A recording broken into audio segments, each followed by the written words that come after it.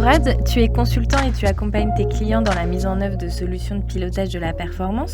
Tu es intervenu côté direction informatique pour des projets qui concernent la direction financière dans le secteur des médias de l'audiovisuel. Et tu nous parles aujourd'hui d'un projet de refacturation des frais de personnel. Quel était le contexte initial ? Bonjour Gabriel. En fait, le contexte initial était que les entités du groupe de médias se refacturaient entre elles les frais du personnel, donc plus précisément les frais de permanent et les intermittents du spectacle, qui est un sujet assez important dans le secteur des médias de l'audiovisuel. Donc elles sont organisées en sociétés vendeuses et sociétés acheteuses. La refacturation des frais de personnel se faisait sur Excel et les entités avaient différentes manières de calculer les montants de refacturation des frais du personnel, que ce soit par taux de répartition ou des montants forfaitaires. Cela implique un gros partage de fichiers assez conséquent, la gestion d'une grosse volumétrie de données, une fiabilité de données remise en question de par les différentes méthodes de calcul utilisées côté acheteur et côté vendeur, et un besoin de données en temps réel.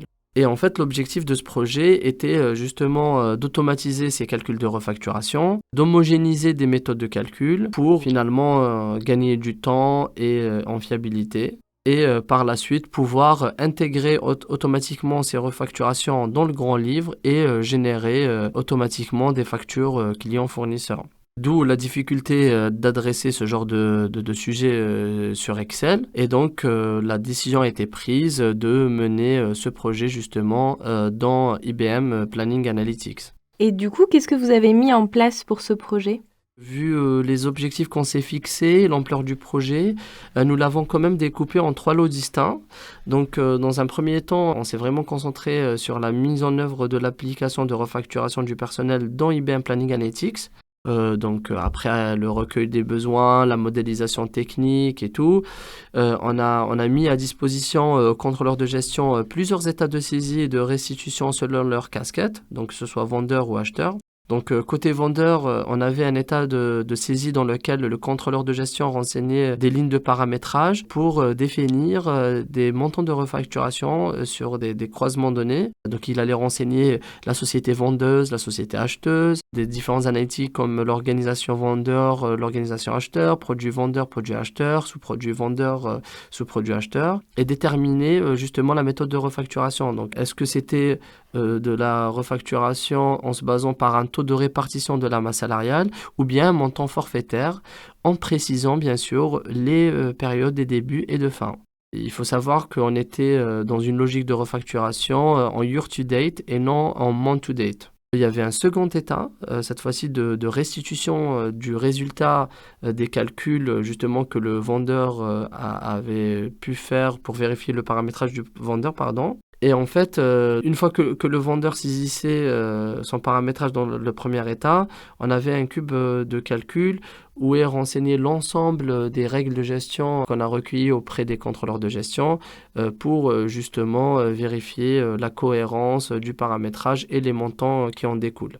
Donc on a mis en place aussi un workflow vendeur-acheteur justement qui allait permettre au vendeur, une fois le paramétrage validé, de notifier l'acheteur, de lui envoyer une proposition. Et donc ce qui nous amène au côté acheteur. Donc on lui a mis pour lui en place un état de restitution et de validation des montants qui lui sont refacturés. Donc il va recevoir une espèce de notification, un email pour lui dire que son périmètre, il y a des montants qui lui sont refacturés et donc qui va pouvoir valider ou refuser. Une fois que tout est validé des deux côtés, on a des cycles d'export qui vont se déclencher 4 fois par jour pour générer des fichiers en sortie de Planning Analytics et pour ensuite les charger dans le grand livre sous forme de provision auto-externe. Tu as évoqué précédemment la mise en place de l'imputation automatique des refacturations dans le grand livre. Comment vous avez mis en place cet objectif ? Une fois que le cycle d'export est passé, que le fichier ont été générés en sortie de Tier1, via un ordonnanceur, on va venir récupérer ces derniers. On va redescendre ces fichiers et alimenter des tables en base de données, donc des tables de travail dans le Data Warehouse via des ETL. À ce moment-là, on commence à faire pas mal de vérifications. Donc déjà, il y avait des vérifications au niveau du paramétrage des entités dans l'ERP. On vérifie l'équilibrage des montants facturés et à facturer entre le vendeur et l'acheteur. Et on vérifie aussi la cohérence des montants. Et tout ça se passe dans l'ETL. Pour finir, on va aller adapter nos data afin qu'elles puissent être chargées dans l'interface grand livre de l'ERP. Une fois mis en place, les comptables n'avaient plus vraiment à intervenir manuellement vu que tout se faisait de manière complètement automatique. Et comment vous avez mis en place la génération des factures clients-fournisseurs automatiques ? Effectivement, après avoir imputé automatiquement les écritures, on devait générer justement à date fixe les factures clients-fournisseurs qu'on avait initialement passées dans Planning Analytics. Donc on repart de l'ERP, on repart du grand livre. Généralement, les montants de refacturation issus de Planning Analytics sont flagués. Donc ils ont un doc code spécifique qui va nous permettre de les récupérer, de les mettre dans des tables de travail toujours via l'ETL. On va aller adapter la data sous forme de fichiers XML, puis nous faisons tourner un traitement qui va générer des fichiers PDF à partir de ces XML justement et qui va les envoyer aux clients fournisseurs concernés. Comment ça a impacté les utilisateurs ? Il y a un très gros impact que ce soit pour le contrôle de gestion et la comptabilité. Pour le contrôleur de gestion, donc il y a un gain de temps très considérable. Donc le calcul de refacturation se faisait de manière tout à fait automatique. Les méthodes de calcul étaient homogénéisées et donc il y avait très peu d'allers-retours entre le vendeur et l'acheteur, ce qui vraiment favorisait le traitement entre ces derniers. Après, il y avait aussi la sécurité et le partage d'informations grâce à la mise en place du workflow. Déjà, quand le vendeur était en train de paramétrer ses lignes de refacturation, l'acheteur n'avait pas le droit d'intervenir. D'ailleurs, l'acheteur n'intervient uniquement pour valider justement la proposition du vendeur. Il y avait la mise en place des espèces de mails automatiques à chaque étape avec la possibilité d'envoyer des commentaires, que ce soit au vendeur ou à l'acheteur.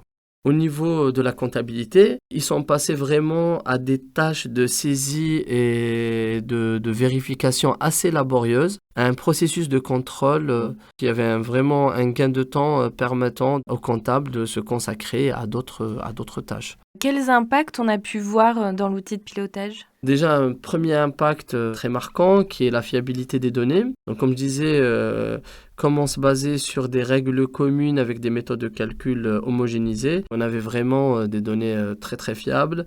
On avait un niveau de détail assez poussé, donc on était vraiment au centime près. On a mis en place pas mal de vérifications aussi dans le module IBM Planning Analytics, dans notre application, pour s'assurer de la cohérence entre les montants qui sont facturés à refacturer. Il y avait une très grande satisfaction de la part des utilisateurs qui l'ont remonté même jusqu'à la direction générale du groupe. Ça a été vraiment un projet au succès retentissant en interne qui a fait gagner énormément de temps pour les contrôleurs de gestion et les comptables. Ce qui les a menés vers un projet d'élargissement justement des périmètres de refacturation. Donc ils veulent réappliquer la même mécanique pour la refacturation des loyers entre entités ou la refacturation des PFA. Donc pour eux, vraiment l'objectif à moyen long terme, c'est d'automatiser tout le système de refacturation intragroupe pour justement gagner du temps et fiabiliser la donnée et la sécuriser. Je te remercie Mourad pour ton témoignage sur ce projet. Tu nous as aussi raconté un projet d'application de saisie budgétaire des coûts liés à des droits de production et de diffusion pour la gestion des contrats dans le secteur des médias de l'audiovisuel que l'on peut retrouver dans un autre podcast qui est disponible sur notre site internet www.intis.coop. Merci. Merci Gabrielle.